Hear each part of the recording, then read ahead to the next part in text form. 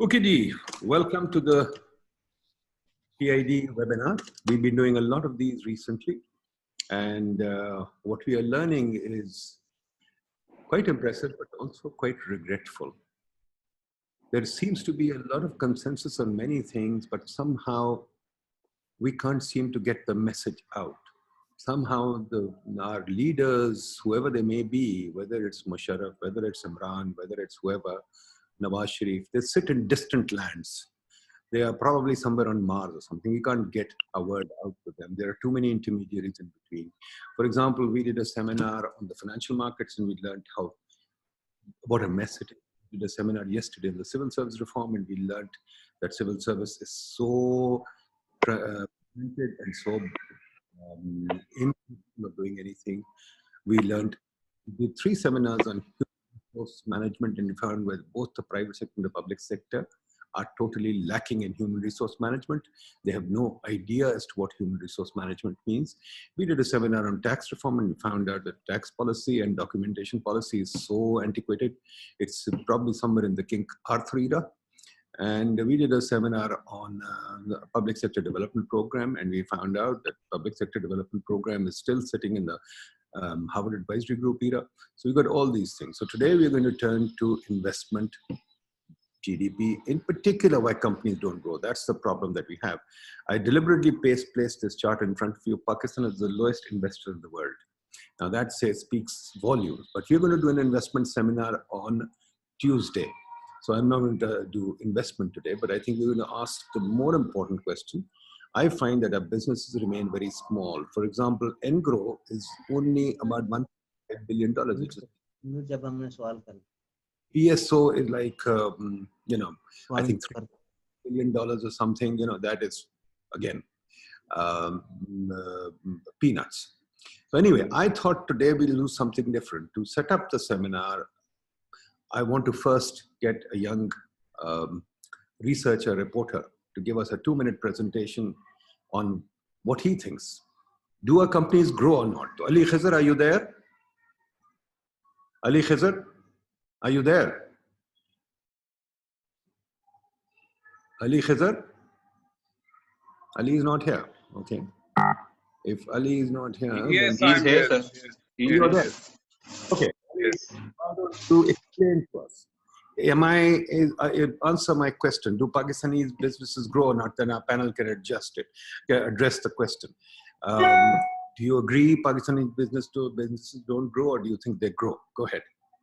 Well, the data suggests that the Pakistani businesses do not grow when we see it compared to the rest of the world. So let me put some numbers for you. Let me share this. Can you see this slide? We can. Yes. So if you see the first thing, the private credit to GDP in Pakistan, that's about 1/3, even less than 1/3 of Bangladesh and India. And I'm not comparing to some utopian economies or some developed economies. We are comparing to economies where we were better than those in past 30 years. So Pakistan credit to GDP is 18%, Bangladesh is 47%, India is 50%. And since we have a esteemed banker on the panel, so I like to put some context for him is this, that banks don't lend because the collateral is missing. The Pakistan land is about, say, 10 to 20% of the land that can be collaterable. Then there's no bankruptcy laws. In 2008, when the credit to GDP went up, it came back down because it from 27% to this 15-17% because there were no bankruptcies and law, and there was no discourse of recovering. Then we all know that higher credit demand from the government and low investment to GDP ratio, what you mentioned. The other thing which you like to see is about from exports. In 1986, Pakistan exports of goods were $3.8 billion. And Vietnam was $0.8 billion. Today, Vietnam exports is about $264 billion, or it's growing. And Pakistan is about 24. So we have grown in the past, God knows, like 4 years or something. That's pretty much like 70% of my life or 80% of my life is is about, we've grown by 6 times, and Vietnam has grown by 330 times. So that's one area we need to talk about. Then you talked about some of the companies. So if we take the Pakistan top companies from various sectors, like OGCDC is the biggest company in Pakistan, and its market cap in 2010 versus its market cap in 2020, there's a decline of market cap in 40% in PKR and 70%, 68% in USD. So OGDC, what its value was, it's about 1/3 of the value today. MCB, the biggest bank in terms of the market cap, in USD, its value is down by 43%. Interestingly, companies like Nestle, they're up by 23%, Pakistan Tobacco is by 147%, Anglo by 48%. So we like to drink milk, we like to smoke cigarettes, and we like to consume. But in banks, in the oil and gas business, and you talked about the PSO, we don't. And if we see this market capitalization of Pakistan numbers within India, the biggest company in Pakistan has a market cap about 2.8 billion dollars. In India, it's 113 billion dollars. So you do the math. It's more than 50 times, and you see the rest of the numbers. So India have two companies over 100 billion, and we have no company of even 5 billion. So these are the things which we need to set on that, why it's not growing and what are the problems, where is the inconsistency of policies, where the private credit is missing, and do we have a problem of electricity in the past, do we have a problem of terrorism, do we have a problem of productivity, and so forth. So we'll set the tone on this and pick up the threads later on. Thank you, Nadeem. Okay, folks, there you see, we have piddling little companies. We have companies that are like, small and medium industries in the world. 2.7 with $3.8 billion is like peanuts in the rest of the world. So Waleed, how do you mashallah come from, Waleed Sehgal is the CEO of Kohinoor Group of Companies. He comes from the famous Sehgal family. His grandfather, Saeed Sehgal, probably set up the Pakistani industry. Very famous family, and they've done a lot in this country. But Waleed, I'm sorry to say, despite so many achievements of your family, your companies still don't compete in the world. So what is the problem? Can you please tell us? I mean, and Ali, I don't buy Ali's thing about credit. Google, Apple, I don't either. But let's go. Thank you, Dr. Saab, for having me on this panel. I think the data is slightly misleading. So I think that Pakistani companies, they do grow, they just don't grow fast enough.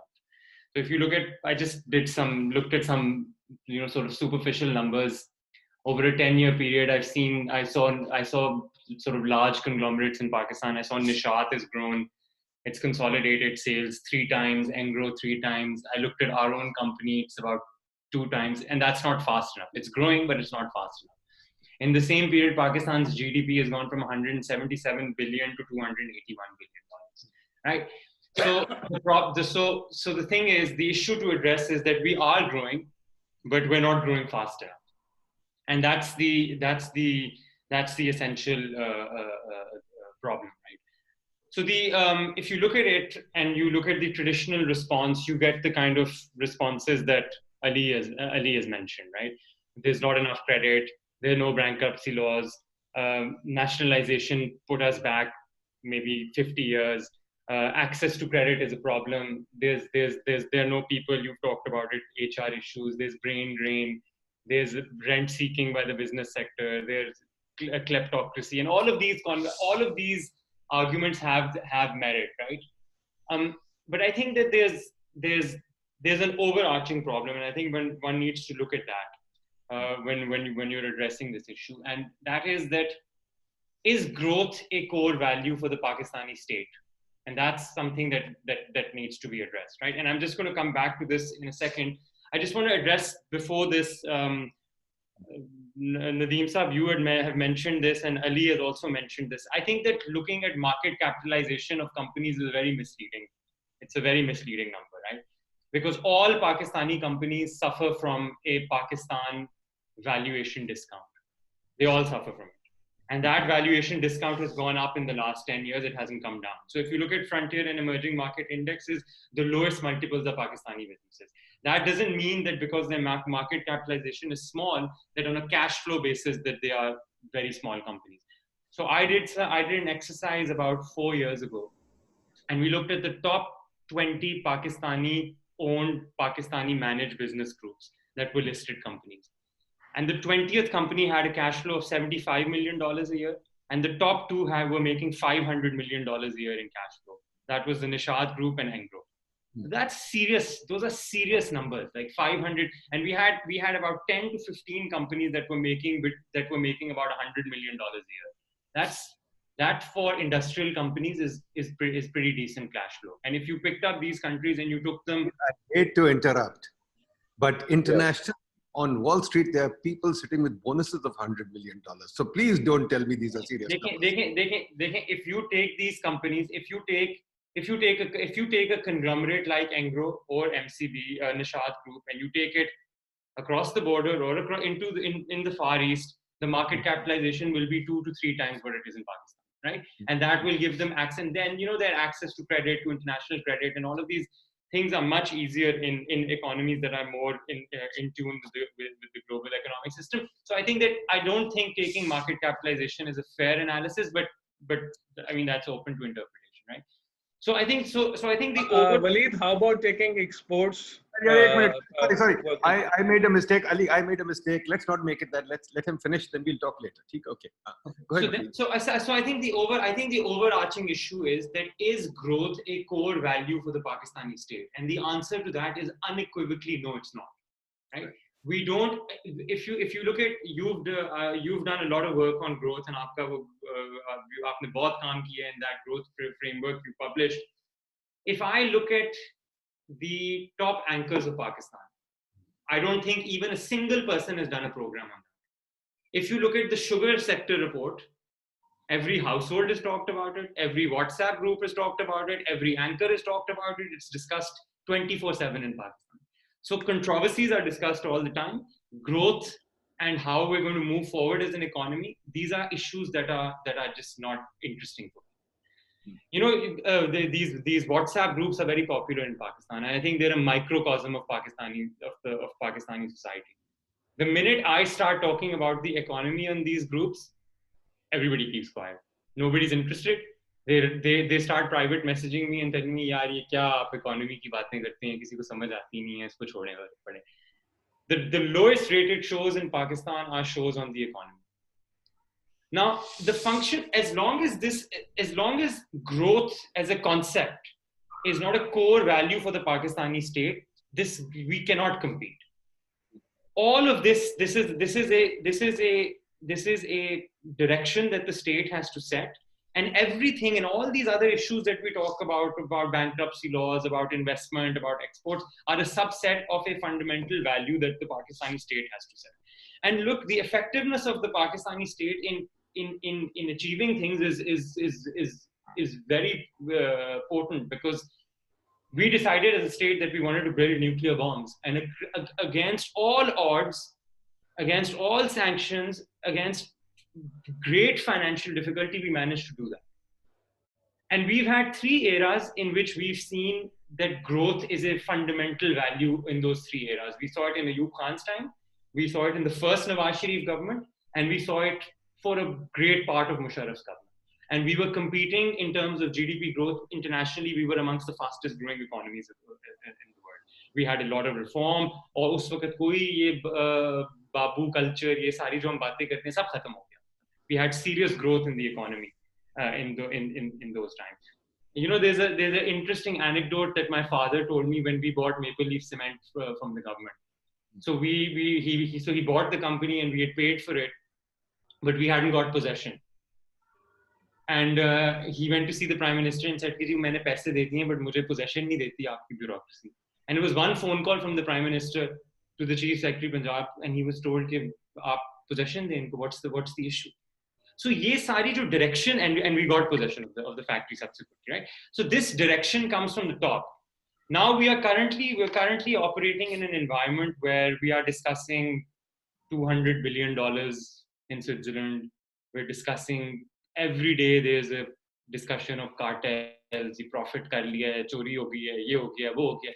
Dekhiye, if you think profit is bad, and if you think private sector profit is bad, we're never going to grow. We have seen that business sentiment is at its lowest ebb, because this is all we're discussing. We love to discuss controversies. We love to talk about what's wrong but we're not talking about the elephant in the room, and that is growth. Aptoma is lambasted all the time. All trade bodies are lambasted all the time. So I think that unless this becomes a core value of the Pakistani state, top to bottom, we can't grow. And let me get Alman Aslam in now. Alman Aslam has been with Citibank. He's been advising businesses in Pakistan for 20 years now. He's an advisor to many companies. Alman, you have seen the Pakistani landscape like me for a long time. And I think you also wonder why these businesses don't grow.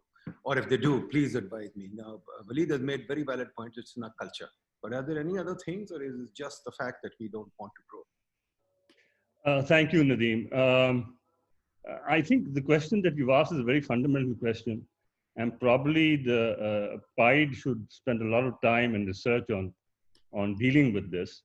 And when you posed me the question, I also thought about the way Waleed is describing things. But what we are looking at is the manifestation of the symptoms. What we need to talk about is what is the cause of all these systems, and I think Waleed is addressing that. हमारा fundamental मसला ये है कि we have an environment. Salman, stay in English. I think there's some people here who want English. Okay, we have an environment in which we create an environment for the business community in which they are being asked to do things which have got nothing to do with growth, but are essential for their survival. Now, we're not going to talk about Waleed's father and Mancha and so on and so forth, but let's talk about the people below that who don't have the kind of access that these people have. And the problem there is that they have to deal with government, and this government, but I'm not talking about the PTI government, I'm talking about governments over the last 50 years. Their fundamental perspective is that all the business people are thieves, and that they are people that one has to be, they have to be suppressed or whatever it is. Let's look at the state institutions which the businessman has to deal with every day. He has to deal with, and no order of importance, but that's the first one that comes to mind, is FBR. FBR is the most venal and corrupt organization we have in the country. And the problem there is that if that is the organization that they have to deal with, they know that they have to constantly spend time, money, and effort to go and deal with the FBR. I was, and since this is the time of Corona and I sit at home a lot, I was reading a book on the fall of the Mughal Empire, and I read a page which I thought somebody was describing the FBR.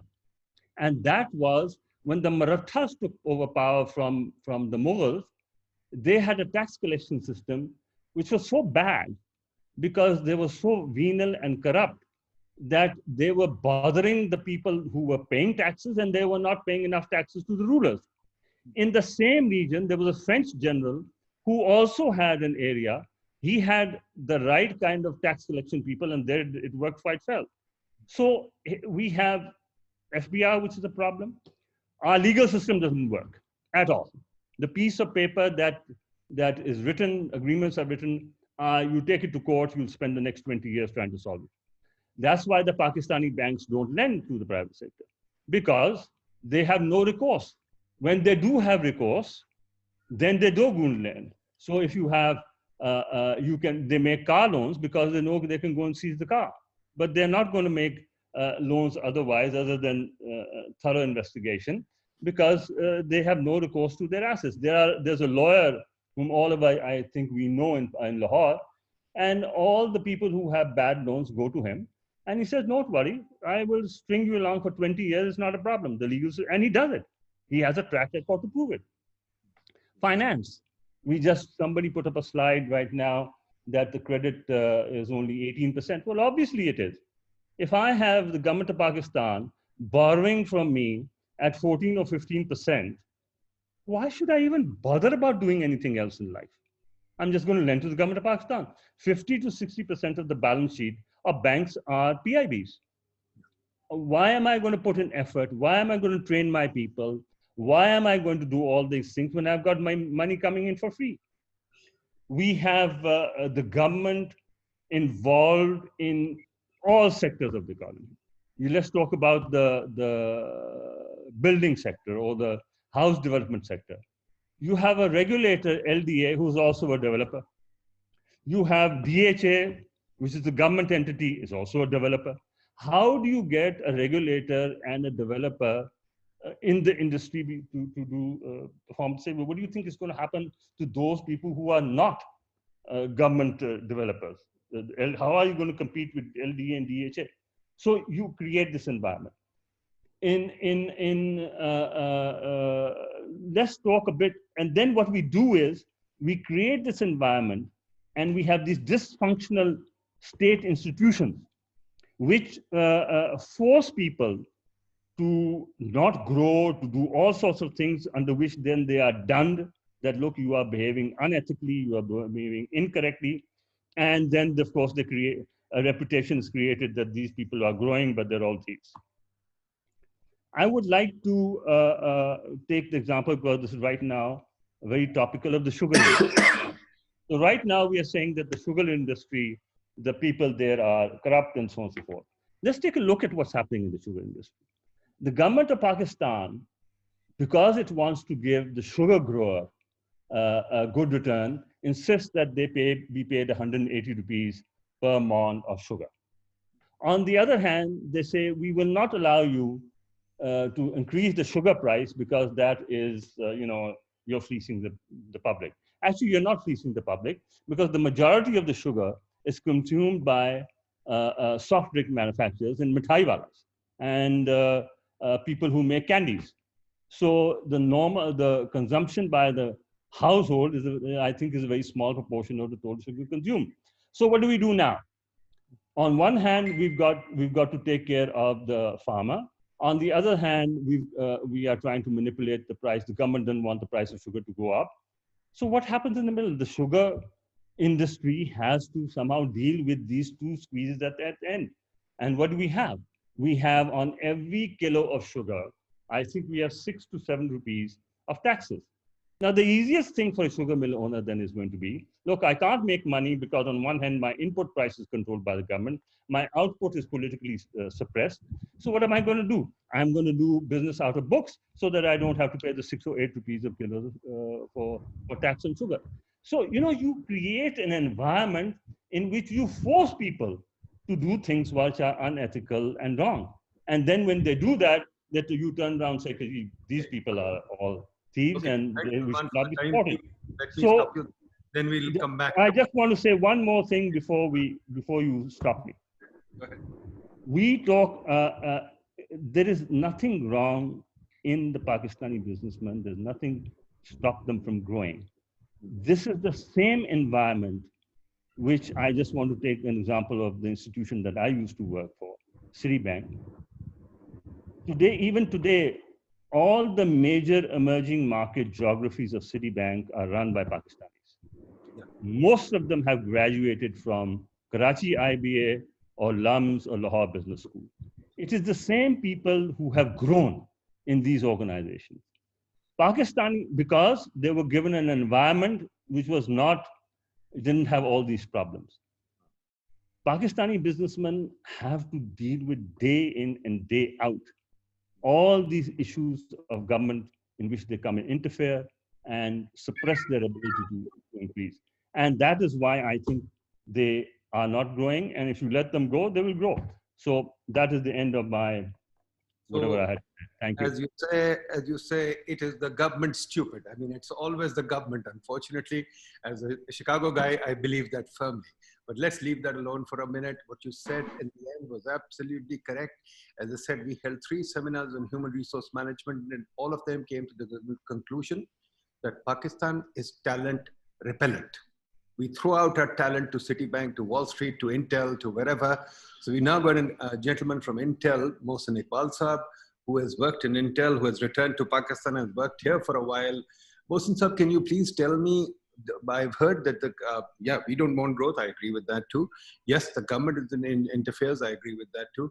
But there's a third element which also we want to talk about, which is that the businesses here don't want to professionalize. There are hardly any businesses that are professionalized except for the multinationals. Neither the government nor the private sector is professionalized.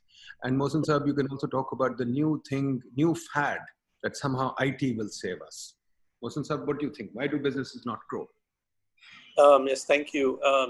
Yes, I first of all, I'd like to say that, when we are talking about it, we are talking about organizations that are domestic bound and international bound. So they have grown and they have attained their status doing business domestically, or some of them have done it through internationally. What I find that, we often, this is a standard thing that I've seen while working in Pakistan, that we often blame government or the macro environment for lots of the problems that plagues our company. But I think the problem is also inside. Very few of the companies, I feel, that have that mindset that they want to grow. And if they want to grow, they think of growth, yes, I want to have some international customers. I want to have some products which are adapted for international markets, or I want to start opening up offices outside of Pakistan. But that's a very confined thinking. I think one of the things that we are encountering is we don't have companies in Pakistan currently who think on a global first basis. Because if you think big and you think global, then you're going to set your organization that could deal with all of these, would deal with some of these problems. We don't have thinkers. We don't have thinkers who are on a global first basis. If I look at my own work experience, the companies I work with, they are all global operators. So they think globally. Even the example that was just given of Pakistanis flourishing in an environment like Citibank, why? I think that's the question to ask. Why Citibank and why not the same? Why not the same in Pakistani banks? I think one of the problems that we have is a mindset. We do not have that mindset which is required for us to grow in that level. And I think that comes from the fact that the mindset is not there either at any level of the hierarchy. And now I think another big factor that plays into all this is the organization culture. And I think that's where I'm going to say that organization culture, which talks about meritocracy, and organization culture, which talks about customer orientation or values such as risk-taking, these are not existent in quite a lot of our companies. Although we would go around claiming that, yes, we have all of these things. But if I compare that with the global companies, I see that we are lacking. Unless and until we have this change, we have this organizational cultural change, we are still going to be grappling with these numbers, which if you would be comparing at an international or a global level, we won't be coming anywhere near to a satisfactory number. If I look at my own information technology industry, we have businesses who are doing international business, but in any of the domains, or any of the subdomains, we don't have a global brand. We don't have a global operator in any of them. Even if we take examples of NetSol Technologies or any other businesses, they are doing business from international markets, but they are not global brands. Say NetSol is not a global brand in the SI subdomain, like in the system integrator subdomain. There we have the likes of Samsung SDS, Avanade. They are not in that league. Why? Because I would say that they are lacking the organizational culture that is required, that is prerequisite for the growth of the level that you are seeking, so that they are shown in the I would say in the indicators that you are right now looking at, referring to. So I think we should not just only blame the government, the policymakers, the regulators, but we also should look within. Even a lot of the hiring, my take on this is that a lot of hiring is not based on merit. It's a lot of times it is hiring based on yes men, or that's the kind of hiring, professional hiring that takes place. I think an organizational cultural change right now is a critical requirement for the growth if you want to go become a global player. This is what is the reason why you would go and prosper in an Intel or a Citibank or a JP Morgan, but when you come back, you are running 100 million or 150 million or any of those companies that you are alluding to. And we fall in this trap of hiding behind the government or the policy issues or the regulatory issues or the mafia issues. Trust me, in every country you have these issues. Every country, every emerging market has these issues. China is no different. Korea is no different. Taiwan is no different. I used to hear these stories from every market, yet they would post much higher numbers. Thank you. Thank you. Mohsin Sahib, I think I really enjoyed that. That's very nice. So you've got three hypotheses here. I mean, all of them are correct. I'm not going to say they're competing, but there's three theses. One is that, yes, we as a people don't value growth, we are suspicious, we lack social culture, etc. Government is also very suspicious. At the same time, the government is inept, the government is overbearing, the government actually overregulates. The third is that, that the organization itself, that the state culture prevails, the organization culture and the mindset prevails. Now, Atif Bajwa couldn't join us today, so I'm going to ask Naseem Beg to help us think this through. Naseem sir, what do you think about these three hypotheses? Sorry, I wasn't quite prepared for this one. No problem. But let me put it this way. I feel that we are more sort of dominated by an elitist control of our economy. And it's essentially that, and that has led to a lot of rent seeking.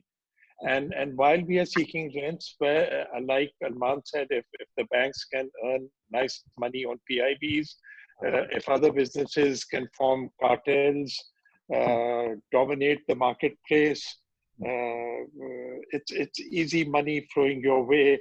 There are obviously, and each business has a legal justification, whether it's the current issue on IPPs or earlier on the fertilizer policy.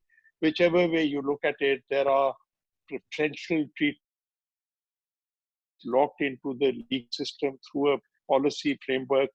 Nothing illegal when a businessman goes and benefits from that and exploits that.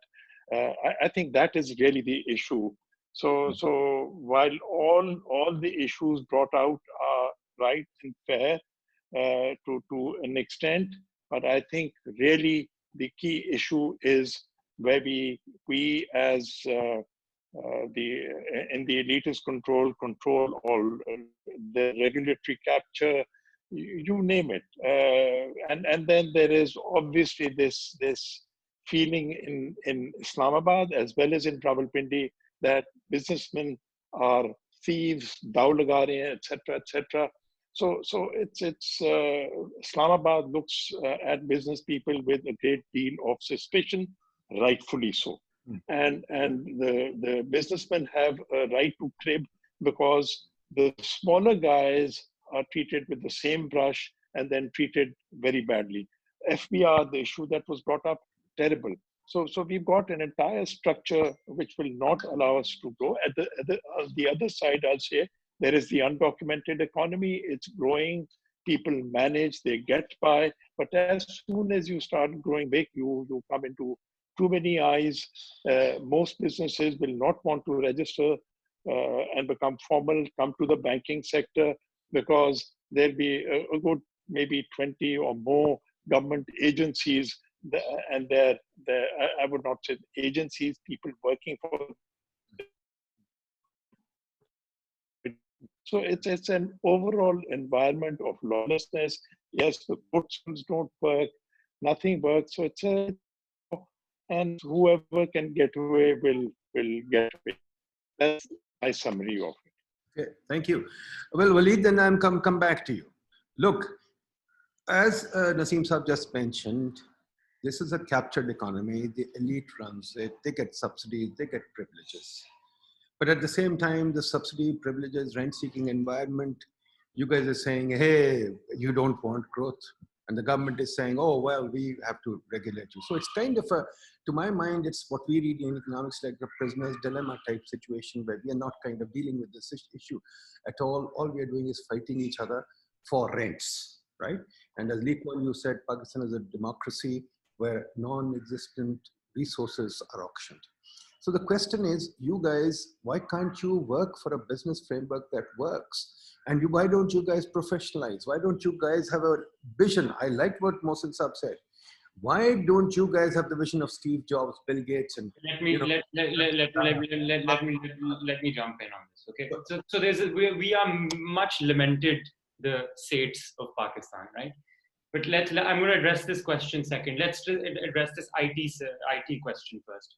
Let me please unequivocally tell you, there is going to be nothing that is going to happen on the IT scene in Pakistan at all. And I'm an investor in many IT companies, and I can tell you the biggest problem yet again is the government of Pakistan. And I'll tell you why.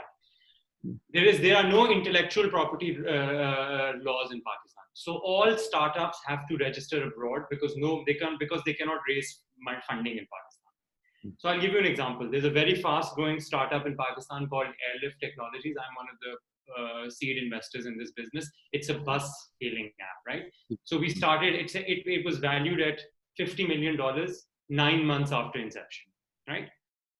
I wanted to put more money in it. So I went to the State Bank of Pakistan and I said that I'd like to put money in this startup. It operates in Pakistan. The money is not leaving Pakistan, but it's a Singapore company. I'm going to pay the MCB bank branch in Lahore. The money will not leave Pakistan. My shares will be issued abroad. I will give you an undertaking. Whatever money I make, I'll bring the shares back. Nahi sir, ye nahi kar sakte. Ye nahi kar sakte. This is not allowed. So I said, why? The money is not leaving Pakistan. No. Ye to aap ECC ka approval lein. Aap idhar jayein, aap udhar jayein. We cannot think globally because we are not allowed to think globally. Lucky Cement took 2 years to send $50 million abroad to put up a plant in Africa. Indian individuals are not allowed to send money abroad. Pakistani individuals can send as much money as they want to London, Switzerland, Singapore, wherever they want to send money, they can send money. But Pakistani businesses are not allowed to do that. I think it's for $1 million, you need state bank approval. And up to after $5 million, you need the ECC of the government of Pakistan. The cabinet sits and gives you approval for sending $5 million. So I spoke to many politicians about this issue, and I said that, I want to invest $300,000 in a startup. So they tell me, sir, aap chori karna chahte hain? So I said, yeah, if I wanted to invest $300 million in a startup, you could say that I'm going to steal it. But honestly, I'm not going to steal $300,000. And at the end of the day, my investment company could not invest in this business, and I had to use my own private resources to invest in the business. Subsequently, there was a second round in the company, and I couldn't participate because I didn't want to take that personal risk. I wanted to put it on my investment company that's structured to do this business, but I couldn't invest in it. So until and unless we sort out these sorts of issues and we get over this thing कि जी यार वो पैसे बाहर ले जाएंगे, ये हो जाएगा, वो हो जाएगा. लेकिन no one is going to jeopardize 90% of their assets in Pakistan for a couple of $1 million abroad. Nobody's going to do it. It doesn't make economic sense for people to do this. Now comes the issue of the states and all of this state culture and all that stuff. Look, I run a company that is completely professional. I ran a textile business that was completely professional. I run an investment company that's completely professional. I think that we have made that transition as a family to becoming quite professional in maybe 70% of our business, right? But I think that, you can't say, we have two examples in Pakistan, right? We have Engro and we have Nishat. So Engro is like a professional company. Everybody wants to work there. Everybody loves Engro, and it's like the choice employer that everybody wants to go to. And then there's Nishat, which is the complete opposite, which is a state-dominated, state-run organization. Both companies have merit. You look at the Nishat group and you look at the assets and the businesses that they've built up. You can't lament Mr. Mansha for being a state. He's done remarkably well in his businesses, and it is probably premier business group in the country. You have the lucky cement group, Muhammad Ali Taba's group, state organization as well. It's semi-state. It's got some businesses that are professional, some businesses that are state run. But the flagship of the group is run by a state. So we have this. We love to lament the fact that they are all these states that are running businesses now. At the end of the day, look at Engro's growth throughout its history and look at it when Hussain Daud took it over. So you can't, this is not a question of culture. And I don't think that states lack the vision. I don't think they lack the culture. I think one thing happened, that once nationalization happened, I think states became very inward looking and started, wanted to have a very tight control on their businesses. And it became as groups became smaller, it became an employment opportunity, right? So suddenly your group was 70% smaller than it was. You had 10 cousins, you had to give them a job. And that culture kind of evolved in this way that the family business became a employment opportunity for members of the family, no matter how smart or competent they were. So yes, that issue exists, but I don't think that you can lament them because these guys are states, they don't know how to run businesses. Because the best companies in Pakistan are run by states and very successful states. So that's one part. But as far as this IT thing is concerned, look, unless we sort out the regulation on the IT side, I can tell you, I'm one of the few sort of states that invest in IT. We're going nowhere with this. And I heard Hafiz Sheikh talking about it the other day on television, that IT is going to save us and IT is not going to do anything. I'll just give you one small example and then I'll stop. Systems Limited, good company in the Pakistani context, earns about $1 billion a year, started in the 70s. It has a market cap of $50 million. Tata Consultancy started about 5 years before Systems. It has a market cap of $125 billion. Yeah. So we're nowhere on this. Yep. And we're going. Okay. So that's very one point. Let me come to Alman. Alman, how would you react to this? Alman? Alman there? I think he's on mute. Alman, can you hear me? Alman Aslam? Alman Aslam? Sir, unmute करना पड़ेगा. I don't know, it went on mute for some reason. Okay. Okay. Alman, I can hear you. Good. How would you react to this business of, I think we've identified the problem. We are very clear. Yes, okay. Government is a huge mess. And yes, we should talk about it. I think we also agree that yes, we are a people who are basically satisfying. Once I get my Gymkhana membership, I play golf, I have my Mercedes. I really am not hungry like Steve Jobs. I really don't need to go far. And the third thing is we abhor professionalism in our political dialogue also. We don't like technocrats, we only like politicians who are part-time or whatever, right? So what is the problem? Is that the problem or do you see something else here? Let me try to state your question the way I understand it. Sure. So you're saying, sorry, you'll have to state the question again. I lost your question. Say that again. I'm saying very simply what we've learned just now, which is correct, that the government is a problem. The government is a mess. Yeah. Nobody wants to reform government. We don't want to reform government. There is no demand for reform in the government, right? We only want to go out and catch thieves because it looks very sexy. It's like Robin Hood going to kill the thieves. Yeah. At the same time, we also have a culture where we really don't want to grow. Even as a people, we don't want to grow. Even your friends, my friends. The moment we get our golf club membership and our Mercedes, we are happy. We don't want to go. We are not hungry like Steve Jobs. We don't want to go the extra mile. Okay. I understand what you're saying. And the third thing is we don't like professionals. We just don't like professionals, period. Okay, look, I come back to the same issue. Let's talk about growth in terms of why don't we want to grow? Yes, there are the large groups that we've just been mentioning, the Nishat, the Engros, Walid's father, and so on and so forth. They do grow.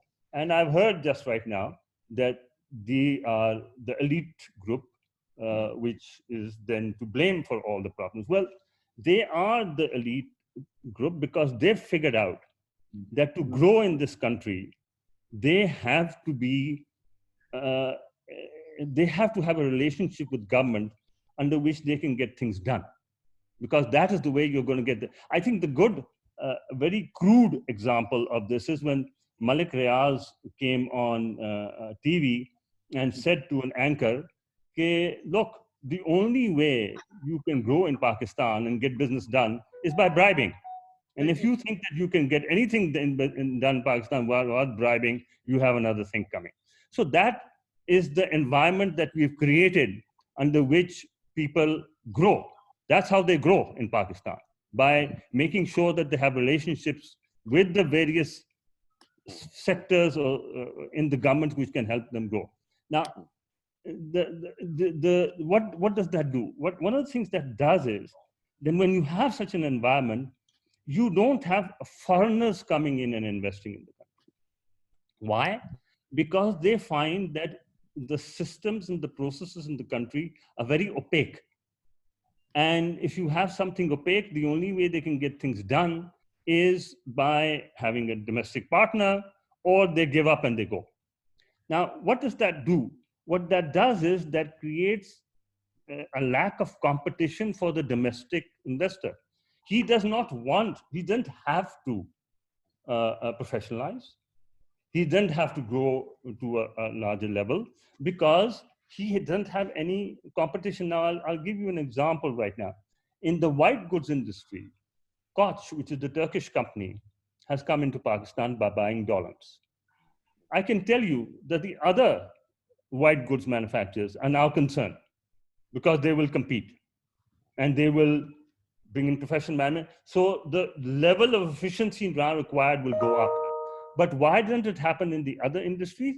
Because they will not come into the other industries and they will not compete, which would be a goad for the other industries to grow. Now, I'll take banking as an example. All the innovations, and I might be overstating this because this is my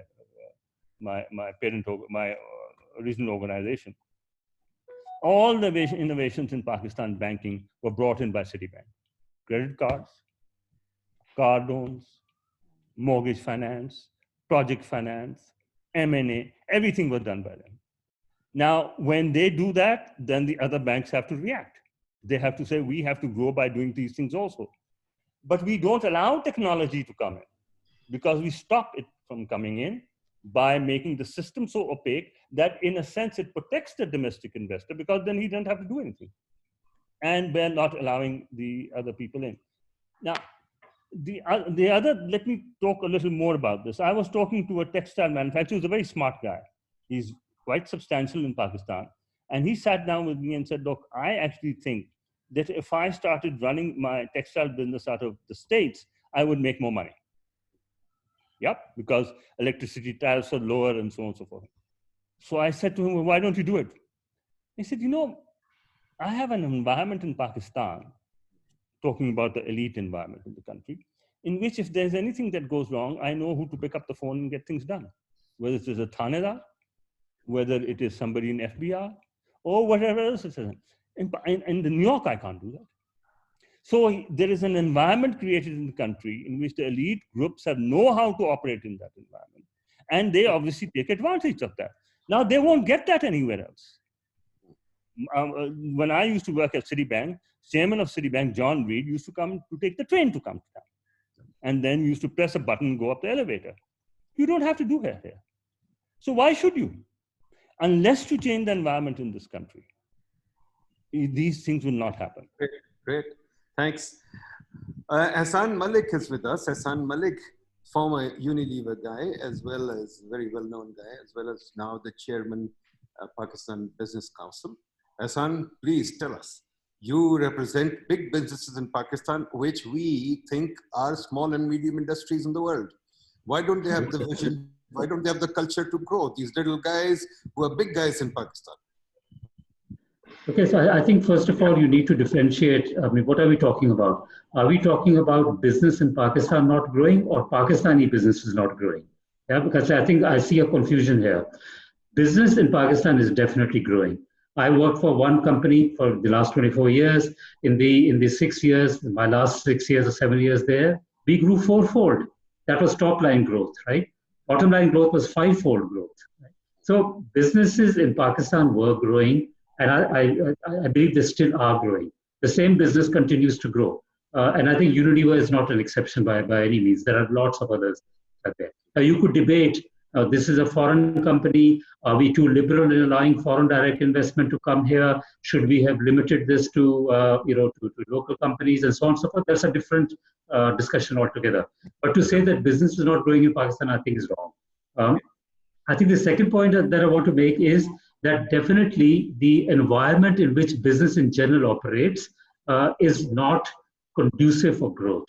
I think the points have been made already. If you look at our taxation policies in particular, our import policies, which are also a subset of the taxation policies, they are pro-import bias, anti-manufacturing bias, anti-consolidation, and anti-accumulation bias.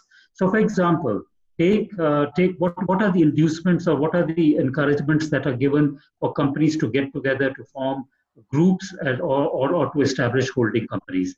A very good law had been brought about in 2010, which allowed the offset of losses in one part of the group with the profits in another part of the group, which, by the way, happens all over the world. There is hardly a country where it doesn't happen. Yep, it was all totally undone 6 or 7 years later, by which time the Angro group had been formed, a number of other holding companies had been formed, and then our finance minister at that time came in and he said, all rubbish, go back to square one. What is a group? Yeah. Now you know, and I know, that in order to become competitive, to get a stronger basis for growth, a stronger foundation for growth, you need to consolidate. But if you have a fiscal policy that does not allow you to do that, then you're not going to be anywhere. I think the key things that we try to deal with at the Pakistan Business Council is very much trying to advocate policies based on very sound research, we hope, and global evidence that would encourage the growth environment. So encourage consolidation, encourage accumulation of capital, because obviously if you don't have capital, you're not going to grow. Yeah? So I think those 2 points really to say. So businesses in Pakistan are growing and the environment could be a lot better. I think that raises the fundamental issue, a very good point. Businesses in Pakistan are growing, and interesting enough, those businesses which are professionally run and multinational are growing, and are local businesses. So we'll come back to Waleed on that. But let me ask, I think Ali Siddiqui wanted to raise a point, but he's gone, I presume. If he's around, Ali, can you make that point? If not, then Adwad Saab, do you want to make a point? Yes, thank you. My name is, Sure. My name is Ajwada Imran. I'm a financier by training. And I think we've done a pretty good job here today diagnosing what are the major problems with the Pakistani market. I sort of concur with Waleed that family culture isn't really the issue here. We just need to look a bit far towards Korea, where they retain the state culture, but they've still grown at an incredible pace. Samsung is a prime example. So coming back to what is the solution for this? What would we like to see from the government? Ehsan Malik just touched upon fiscal policy. Is it something to do with that, or do we need to encourage more credit? I mean, there's a school of thought of economists who are saying that as long as the GDP is growing faster than your interest rates, the debt levels taken on by a company matter less.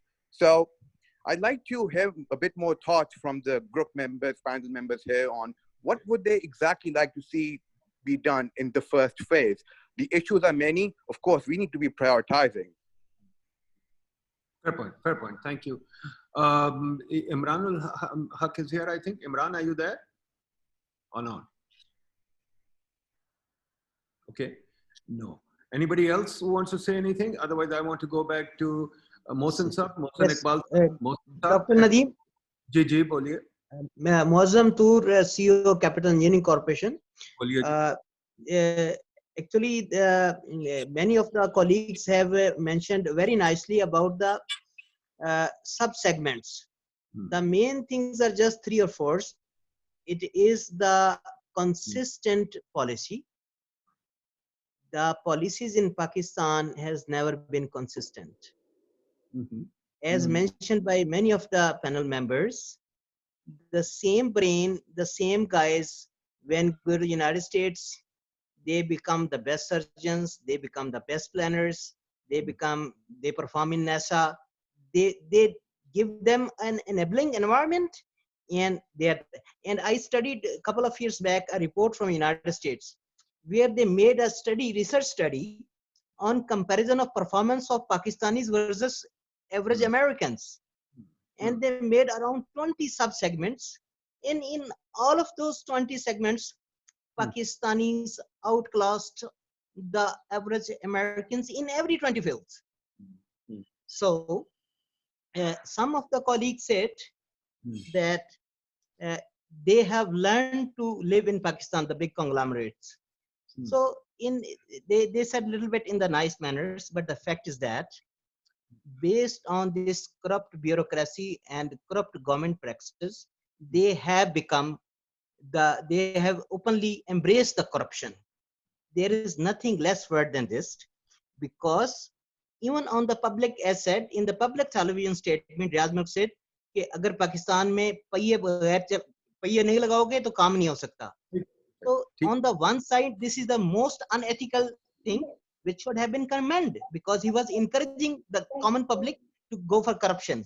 But on the other hand, he was the only businessman in Pakistan who was dareful enough to speak the truth what he has done, but other conglomerates were not doing.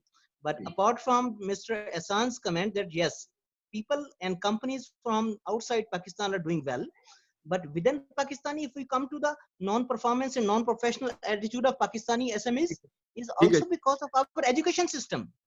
You look, I'm providing internship for last 25 years, and every year I am looking at the lower and lower and lower level of quality. Okay, the people with master and MPhil degree are not able to write a simple one page. Fair enough. In a nice manner. Good point. Mohsen Saab, can I bring you back in and ask you very quickly? Then I'll go to Noman Ahmed. Noman, just give me a minute. Mohsen Saab, can you please tell me why you said something, and which I share your vision and altogether, that when I read these books, like Peter Senge or Jim Collins or whatever, they say that business is a vision, business is a network of people working together, business is somebody trying to create innovation, etc. Do you see that in our businesses, or because you alluded that you don't? Why is it, and what can be done to make that happen? Your voice was breaking up. Can you please repeat the last part again? If you can. But let me just say that, look, when you read all the great business thinkers from Peter Drucker onwards, they're always talking about business being a vision, business being not just about profits. When you look at Steve Jobs or Bill Gates, they made more money than they need, they're giving it away. The question really is, our people, our businessmen, neither have the vision, they want to amass money, but they don't even know what to do with it. But they don't have the culture or that professionalism. What do you think? Why is that? Is that just a mindset problem? Is that just in us? Or is it the government that is making it happen? I think that we have plenty of things to say on the macro issue, and I think on the governmental and policy issues, and I think there are other people more competent than me to comment on that.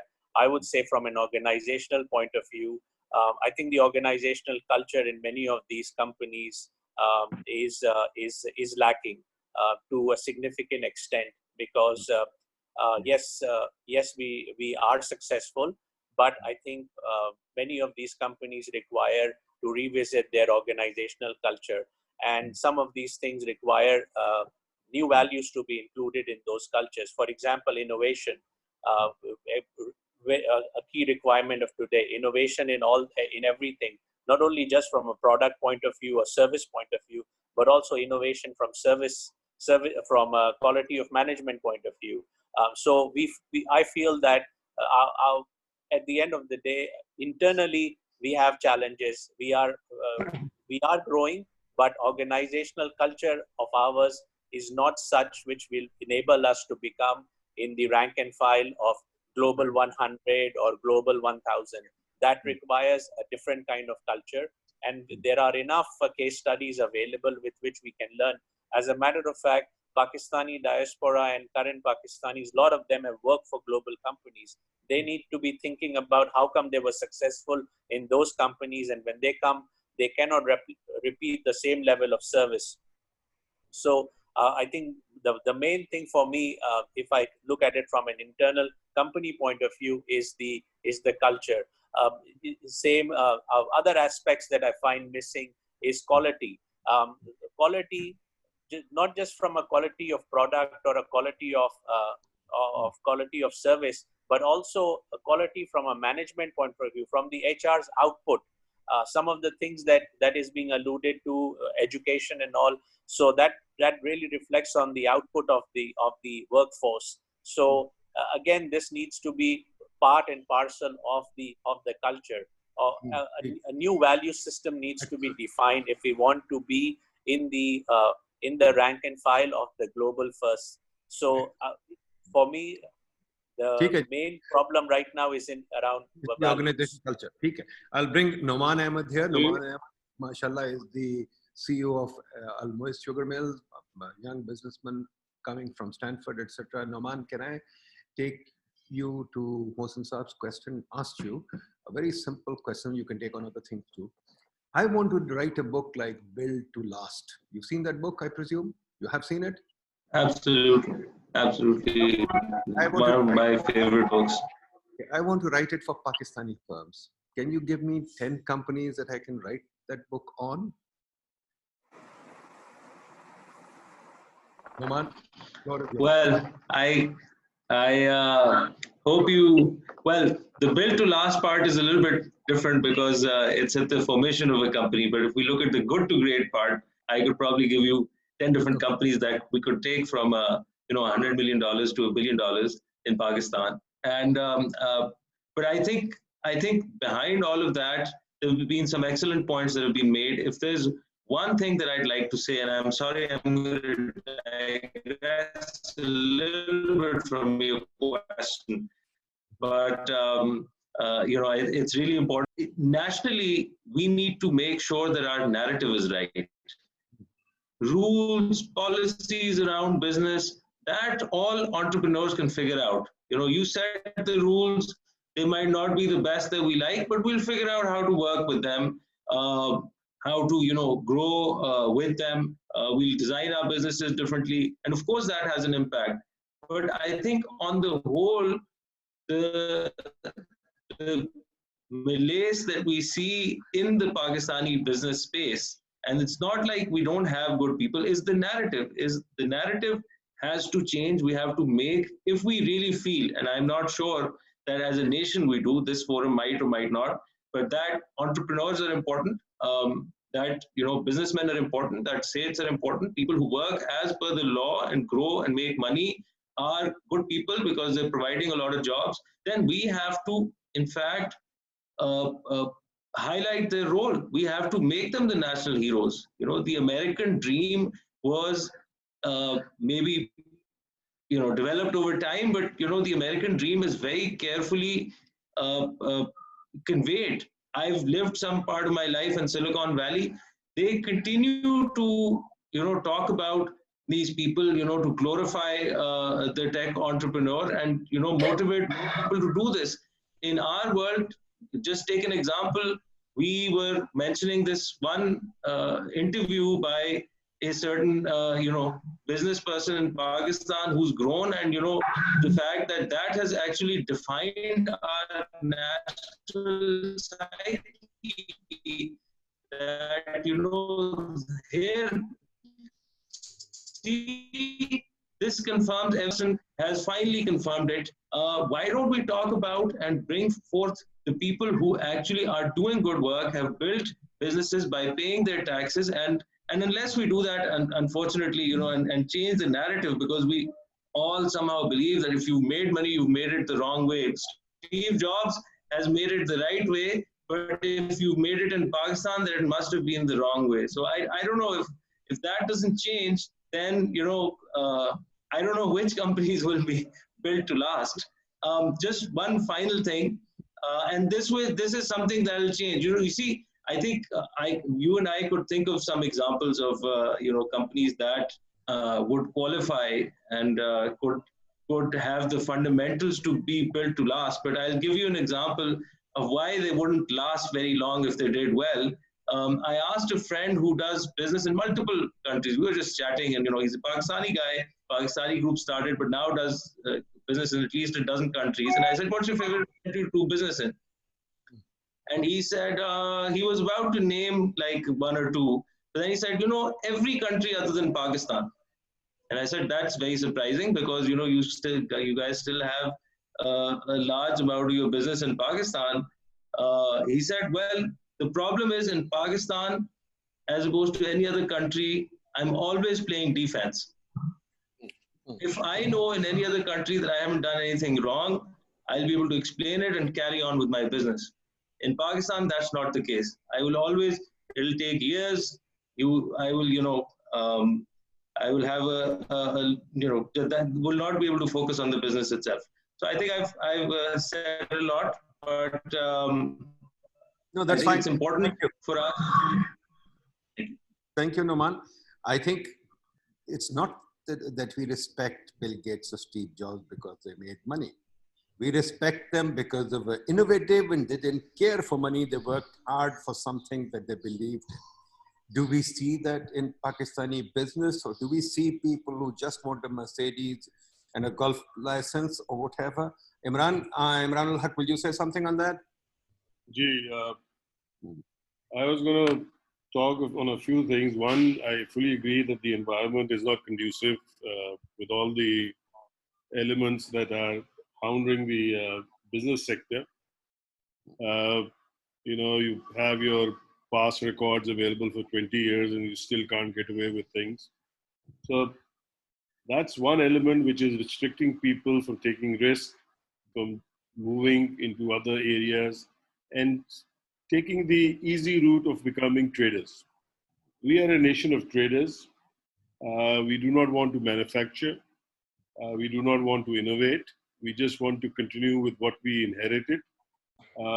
You heard today that the tractor industry, the motor car industry is suffering, but the tri-wheel industry is gone up. We don't have succession planning. We don't have professional management. Case in point is Indus Motors. We've lost the CEO, enabled individual, but the company is now struggling on who's going to run the firm, an icon of the industry. We also, as businessmen, have abused the policies. I take the example of the refinery sector. The government gave incentives for 10 years for the refineries to upgrade. They took the money, but not a cent was spent on upgrading. So we do not, as a nation, have the culture. We don't have we have not been taught in our schools to take risks or innovate or look outside. We are very inward looking. We don't want to look even at the regional level. And I'll close by giving you an example. When Telenor came into Pakistan, we were looking at doing a joint venture with them. And I had spent 3 months doing a feasibility, and my numbers were like a 5% growth.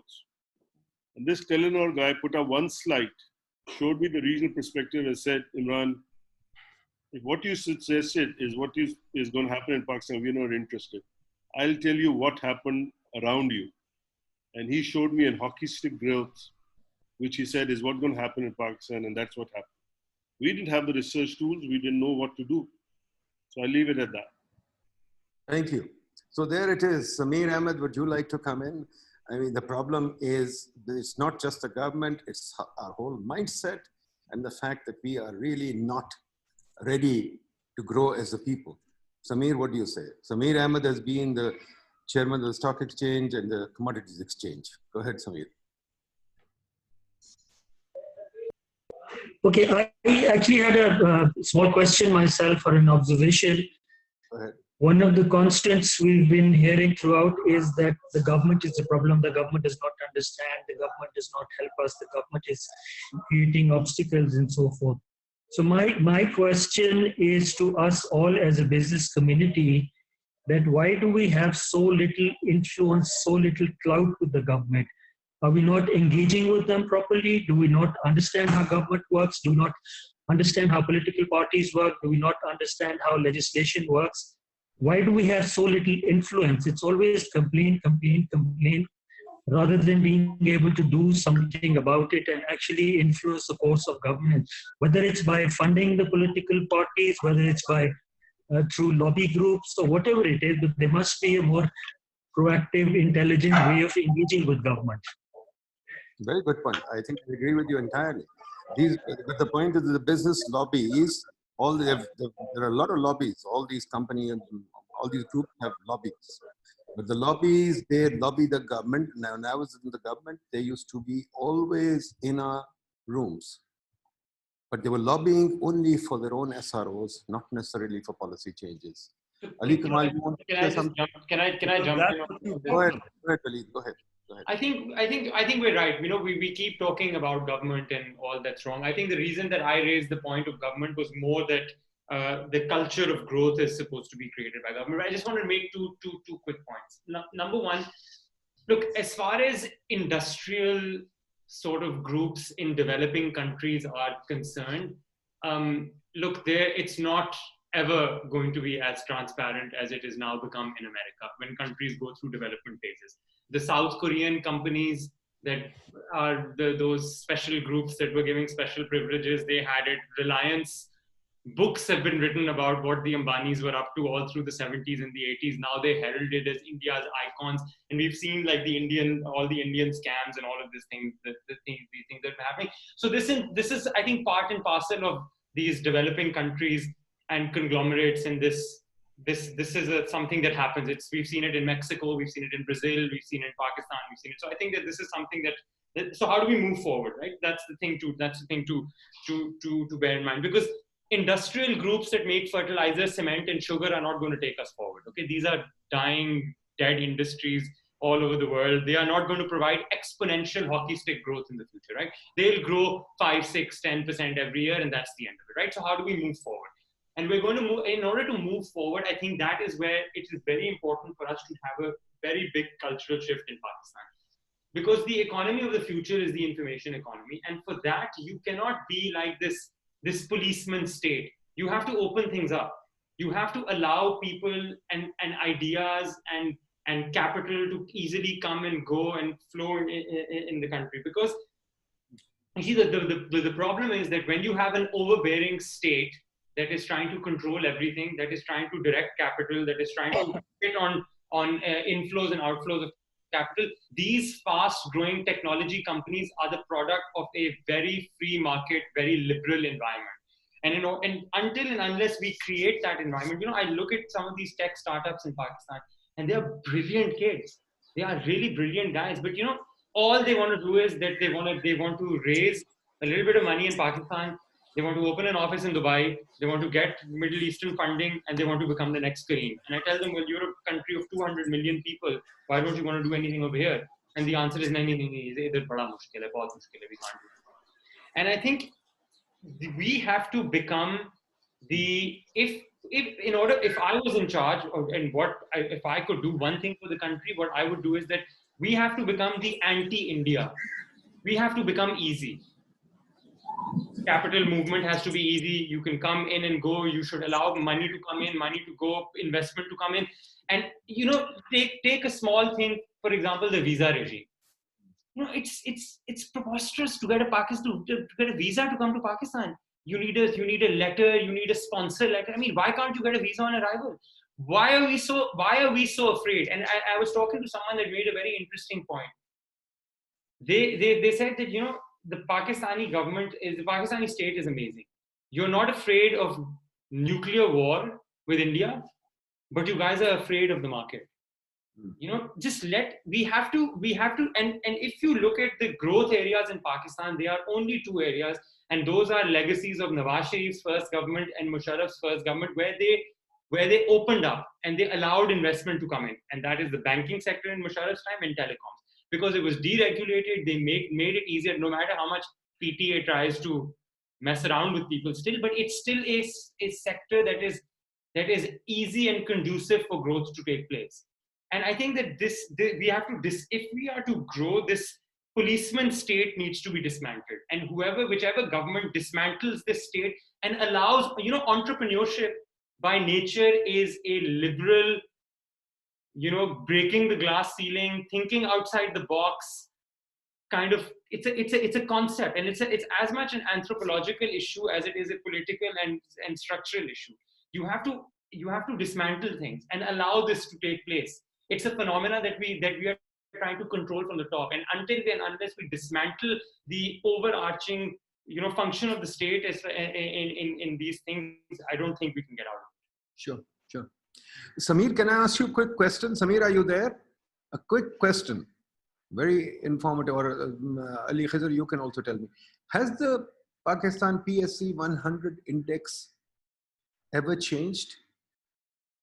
Or how often does it change?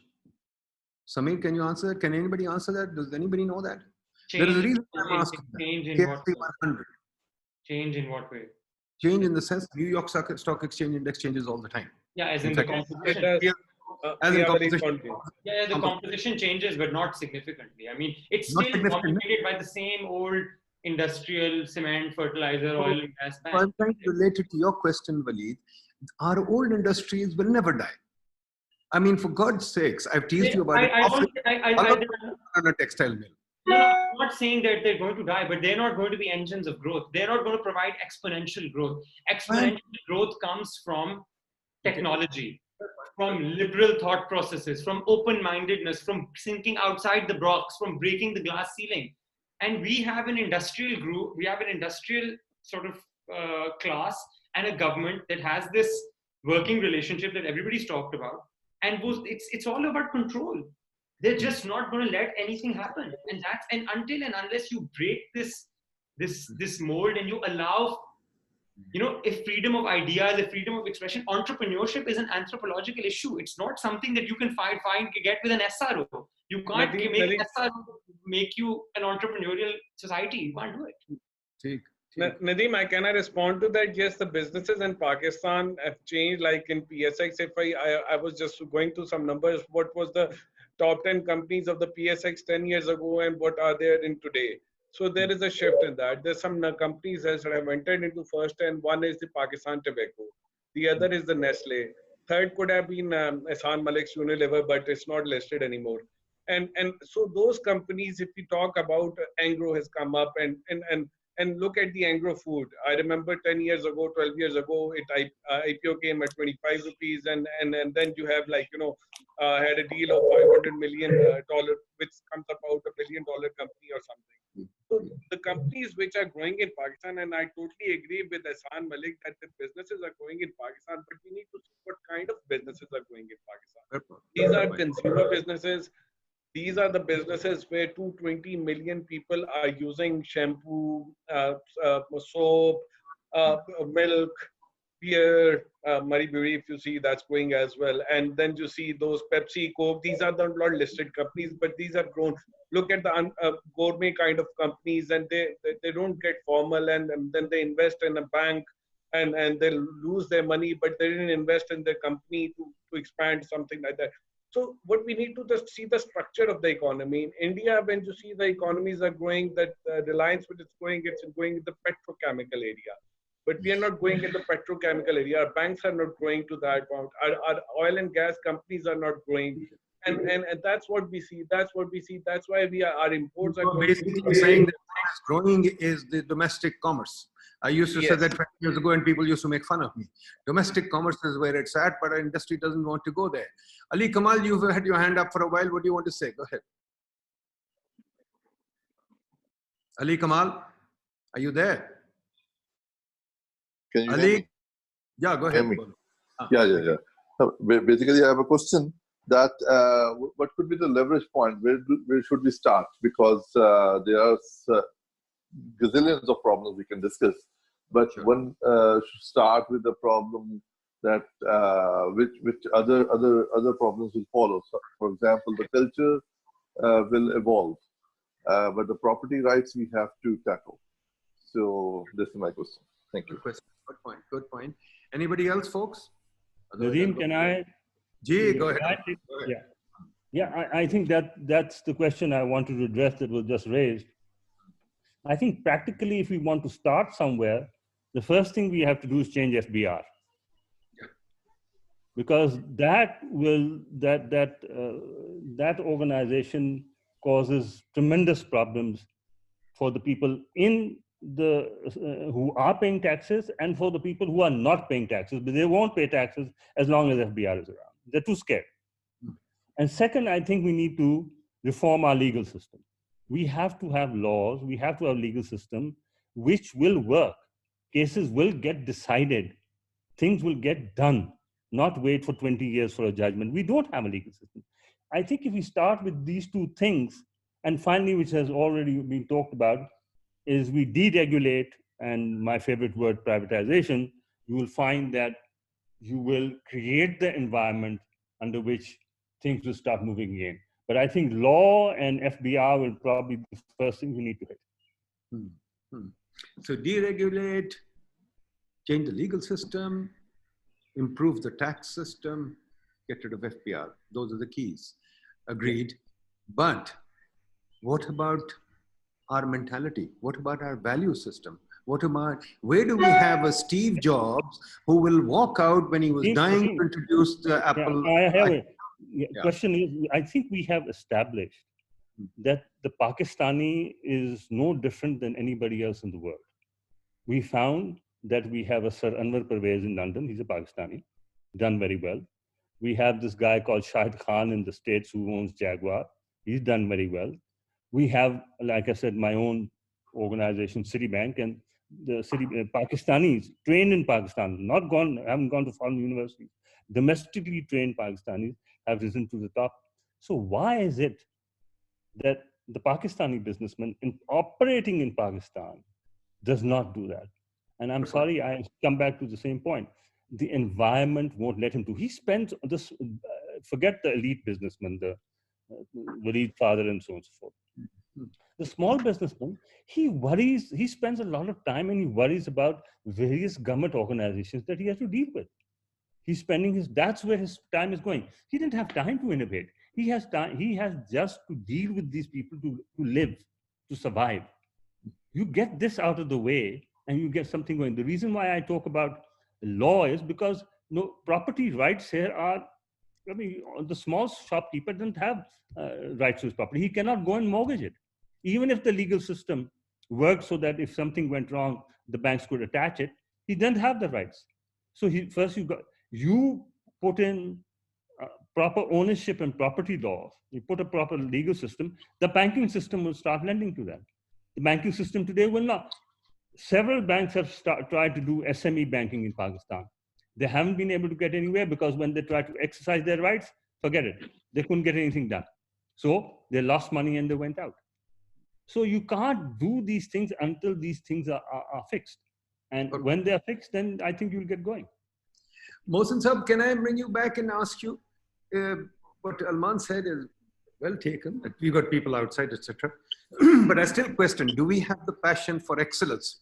Or do we discover it when we go outside and work with some other organization or with some other government? Internally here, do we have a passion for excellence? Let me come back to my favorite example. There should be many golfers here. We have several golf courses in the country.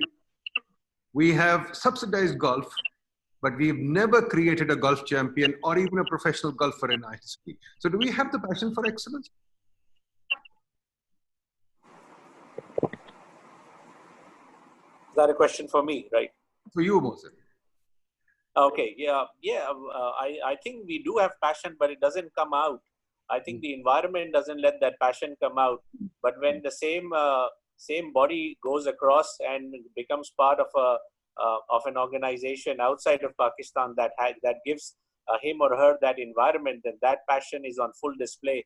And some of the examples that have been alluded to is a result of that. So yes, we do have the passion.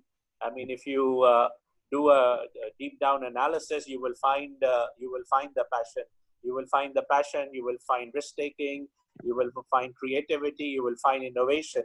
But the overall environment, whether internal or external, is not there. So that's why you don't see the output. Okay, fair enough. Waleed, I'll give you the final word, but let me just ask you a very simple question. Why do you guys, you being the premier family in the country, you've been there for, your family's been there for 100 years, you've done a lot of work, etc., etc. Why do you guys not invest in innovation and research? R&D budgets of the Pakistani companies are zero. We had the other day Paul Kaiser, who was doing this webinar for us on human resource management. I asked him point blank, where is innovation and R&D? And he said, Pakistan does not believe in innovation and R&D. We don't do it. We are not, this is not our forte. We are going to be the world's laboring class. Is that okay, Waleed? I think that that observation is correct. Innovation and R&D spending as a percentage of people's turnovers in Pakistan is minuscule. It's nowhere near where it should be. We've tried to address that in our own companies, and I'm a big believer in that. So I spend, in the companies that I run, I spend a lot of money on R&D. I have a huge incentive structure in place. I put in profit sharing. I've done all of those things that were not easy to get through, but we've done it, right? But as far as I'll give you an example of innovation and little things that, coming to Ilman Saab's point, right?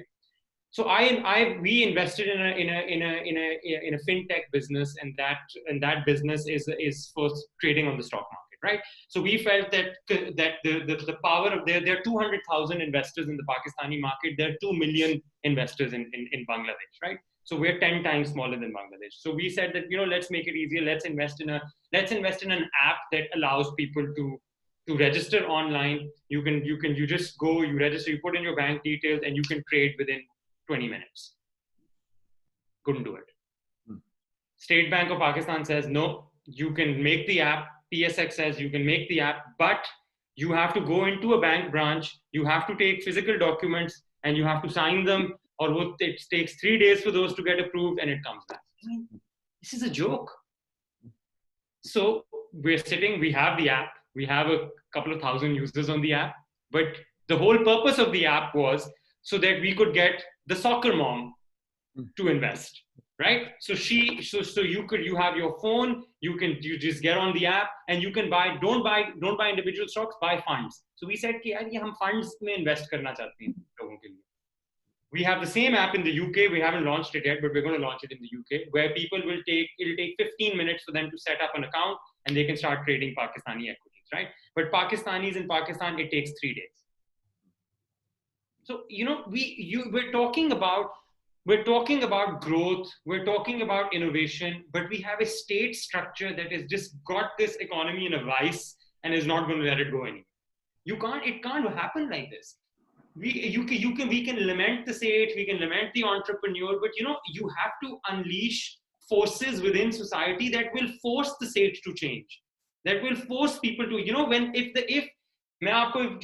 if Pakistan has its first self-made billionaire technology guy, every state in Pakistan will wake up and be like, oh my God, how the hell did this guy get ahead of me? And they will start investing in these businesses. We have to look, you see one Malik Riaz, and every textile mill owner wanted to become a land developer. Okay. You see one successful apartment project, every textile mill owner in Pakistan is putting up apartments right now. So you have to create an environment where people look, copycat investing is big in Pakistan. Anyone sees something successful, they want to do it, right? Now, I'm telling you, I invest in innovation, I invest in technology. The Fatma group is trying its level best to invest in information, in technology businesses. They want to set up a fund. They can't do it because the businesses have to be registered abroad for global fundraising. I mean, we have a company that has got the seed investor of Uber. We bought him to Pakistan, and they've invested millions of dollars in this business. But can Pakistanis participate in this? No, they can't, because it's a Singapore company. So, we can, it all boils down to the same thing. We're trying to do something that is 21st century with a state infrastructure that is from the Raj. The two things just can't, how long does it take to set up a technology business in the US? Like an hour, 2 hours? You go online, you register a company, you're ready to go. How long does it take to do it in Pakistan? It's too small, it's too slow, it's too cumbersome. And I'm telling you, these are two technology businesses that I have invested in personally, and we are facing huge problems in them because we're just not allowed to do anything. Waleed, I have a question. Just a question, Waleed. We were talking about this PSX and this. We have very small base of investors. Yeah. But one issue what I face in the PSX, if we expand the investor base, but when you don't have listings, when you don't have no new companies coming up, and when you don't have existing company going to a certain level, it's a kind of a problem. You're gonna inflate the market. Like if you see the market in the last few, the new individuals are coming, they're investing, but the older one are exiting and all that. So this gonna happen.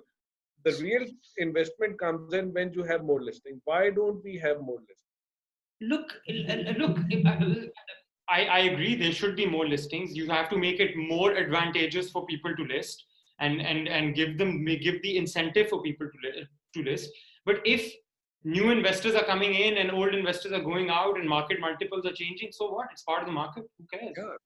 Okay. My question to Ehsan Malik: why did Unilever delist? And then any telco guy, why not we have any telco listed over there? We just have the PDC, but no other telco has ever listed in Pakistan. Why not big businesses list in Pakistan? Financial market पे करेंगे ना तब we have to can't mix too many things right now. ठीक है? Okay. चलें जी. Anybody wants to answer these questions? Then we'll move on. Ehsan, do you want to talk about Unilever? Okay. So the reason why Unilever delisted was very simple. They didn't need the capital. Capital was available at virtually no cost at all. From the global resources. They only had about at that time about 14 or 15% in the market, and then they paid a heavy premium to buy them out. So I think it made a lot of sense from their perspective. Did we force them to list in the first place? Yes, absolutely. And the environment in which they and a lot of other multinationals were became listed were because the requirement to obtain your investment licenses at that time required you to list. So that requirement didn't apply anymore. Okay, folks, thank you very much. I think we had a great discussion. We continue to work on this. We will bring it out more. But I would just add by saying that I think it's important that we consider civil service reform. This is why I've been arguing for it for a long time. Unfortunately, nobody wants to make that reform happen. We always tinker at the margins like we are doing now. The business community complains about the government, but does not want to put its shoulder to deregulating, especially getting the civil service reform done. If you don't have a professional government, you will get the monkeys that you pay for, as Lee Kuan Yew said. So my friends, I think you also have to lobby for the reform that you need and not the SRO that you need. Right now, the business lobbies for the SRO that they need. When will our business grow up? And I think that I agree with Mohsin is a mindset issue. Competition is too easy. Synth Club is too easy. Synth Club business lives in Pakistan, not Steve Jobs and Bill Gates business. Thank you, folks. We are taking up, just to tell you, we are taking up the retail business on Saturday. We are bringing in the retail chain. We are trying to ask them the question, why are they not growing? If we are a trading nation, as somebody said, our retail business should be world class. Our retail business is neither listed in the stock exchange, nor is it multinational. So we're going to take up a retail industry on Saturday, and on Tuesday, we're going to take up investments, just pure investment, just to see how it works. So thank you, folks. Keep joining us. Let's deepen the debate. Let's learn. All the best. Thank you, folks. Bye-bye. Thank you. Thank you.